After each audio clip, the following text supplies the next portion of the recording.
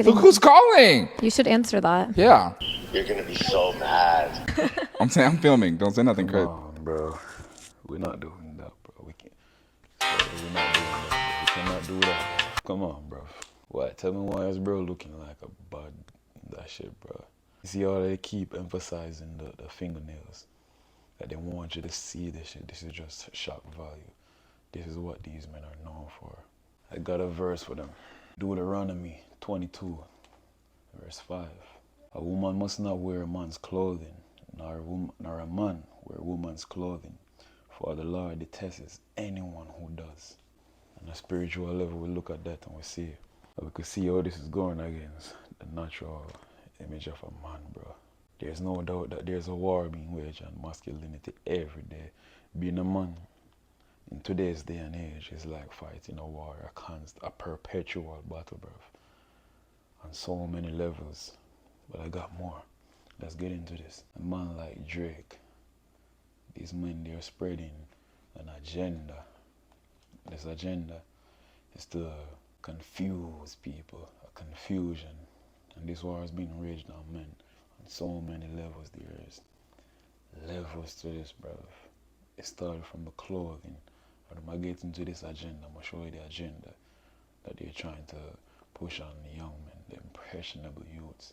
This agenda is the androgyny. Androgyny is the quality of being neither feminine nor masculine.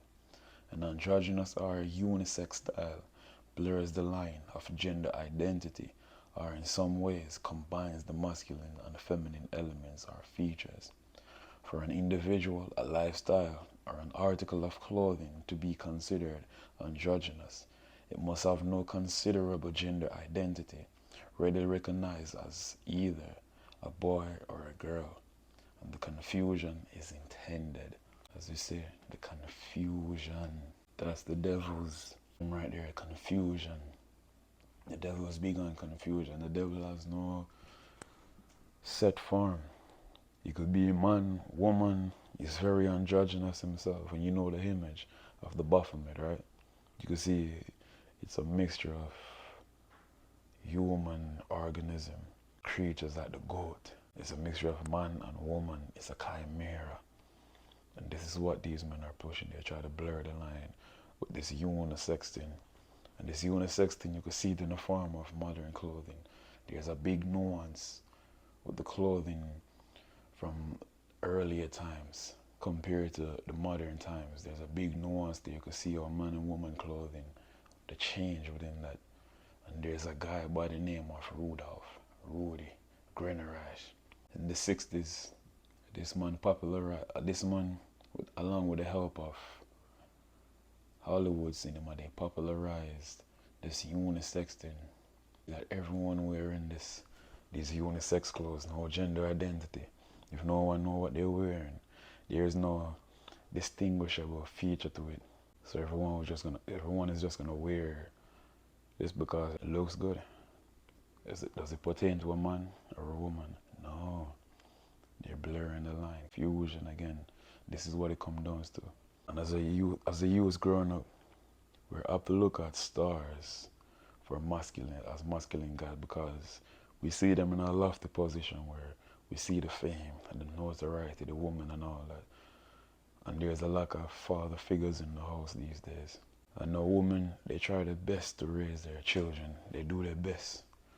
But masculinity, a lack of masculinity is what makes all these things prevail today. All the atrocities that we're seeing within men. Men wanting to change. Men don't want to be men. And it's not just on this level, this physical level, as in just the clothing and all that, or the demeanor. You can see the flamboyance in these men. The lack of masculinity, authority, and order. The father figures we use, they turn to these men, these flamboyant, effeminate men. That's the root cause of this. The devil is winning in some point right now, but he's not gonna win forever. You're not, you won't. And he has to work quickly. So that's why he used these men to push this androgynous narrative. They want genders to be fluid. Anyone could identify as this or that. If you're doing that thing, I'm not knocking you, bro. But you know the truth. We know the truth. And as men, we have to look to men who stand on principles, great morals, and can teach us edifying things. Men who work hard and they strive to be the best version of men. We can see those men. We're a dying breed. I'm not saying I'm a man that anyone should look to, because we all struggle, right? We all have battles that we're fighting. We all have things that we're struggling with.